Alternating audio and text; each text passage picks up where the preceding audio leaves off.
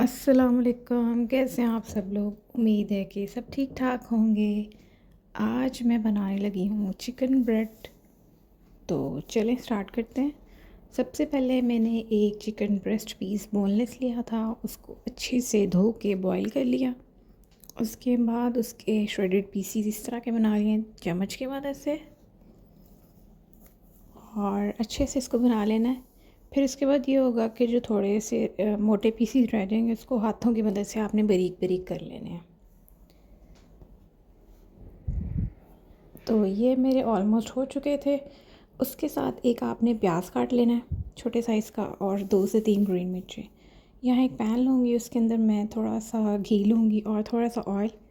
2 tablespoon इसके अंदर मैं मैदा ऐड करूँगी और इसको अच्छे से एक सॉस की तरह बना लूँगी। उसके बाद इसके अंदर मैं ये जो प्याज हैं इसको अच्छे से आपने मिक्स करना है ताकि कोई लम्प वगैरह ना रह जाए। उसके बाद जो प्याज और ग्रीन मिर्चें थी वो मैं इसके अंदर ऐड कर दूँगी और इसको भी अच्छे से मिक्स कर लेंगे।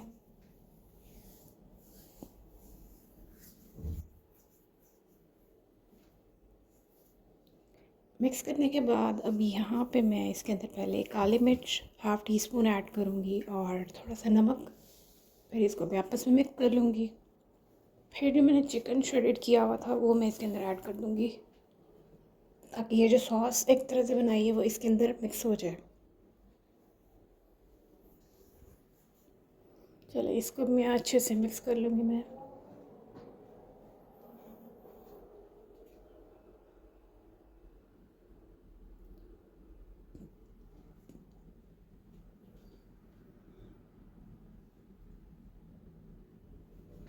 अच्छे से मिक्स करना है ताकि जो इसका ये जो मसाला है वो अच्छे से मिक्स हो जाए।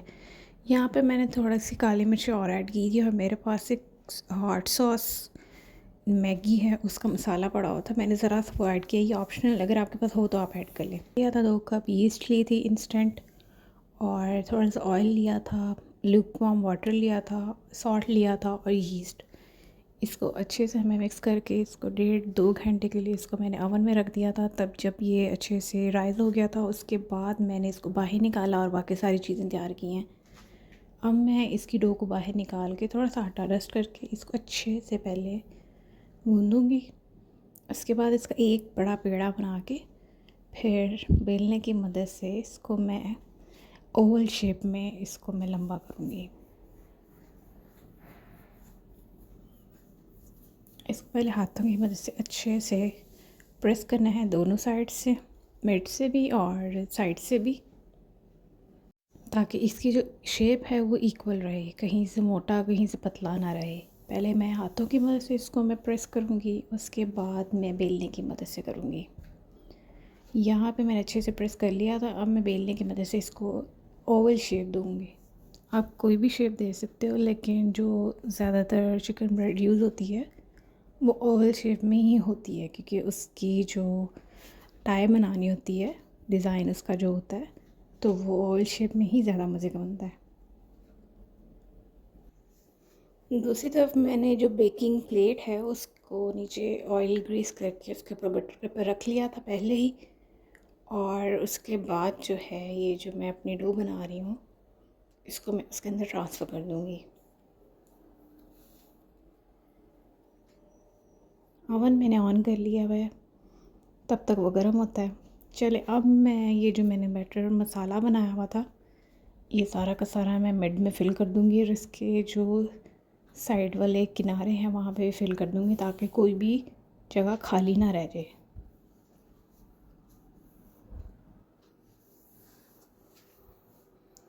अब क्या करना है कि इसके दोनों साइड्स पे कट लगा लेने हैं छुरी की मदद से, और कोशिश ये करनी है कि जो मसाला है वो मिड में ही रहे, साइड्स में ना जाए।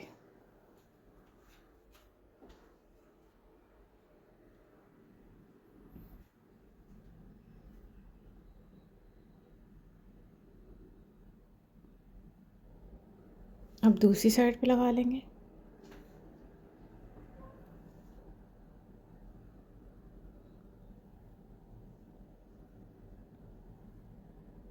अब इसकी टाई बना लेनी है, ताकि एक साइड पहले लेफ़्ट साइड की लेके जानी है, फिर राइट साइड की उसके ऊपर लेके जानी है। इस तरह करते करते सारा का सारा फिल कर लेना है।